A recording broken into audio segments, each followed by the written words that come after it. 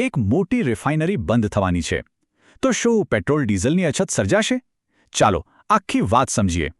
વાત એમ છે કે ભારતની એક બહુ જ મહત્વની રિફાઇનરી થોડા સમય માટે બંધ થઈ રહી છે. આ છે ગુજરાતની વાડીનાર રિફાઇનરી, જે નાયારા એનર્જી ચલાવે છે.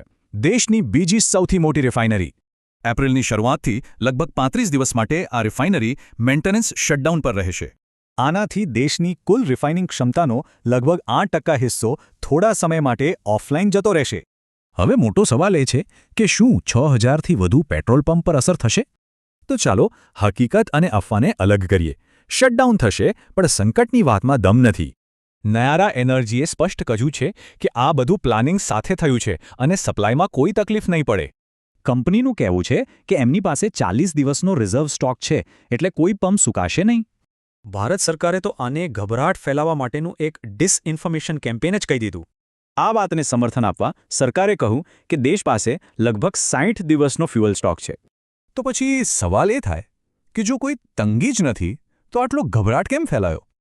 આની પાછળ ઘણા કારણો હતા. સોશિયલ મીડિયાની અફવાઓ, ભાવ વધારો અને સપ્લાય ચેઇનની નાની મોટી તકલીફો. અને આ જ મોટો ફરક છે એક પ્લાન્ડ મેન્ટેનન્સ અને અચાનક આવેલી કોઈ કટોકટી વચ્ચે. ટૂંકમાં વાત એટલી જ છે કે ઇંધણનો પુરવઠો એકદમ સુરક્ષિત છે, ચિંતા કરવાની જરૂર નથી. આ આખી ઘટના આપણને વિચારવા પર મજબૂર કરે છે કે અફવા અને હકીકત વચ્ચેનો તફાવત કેવી રીતે પારખવો.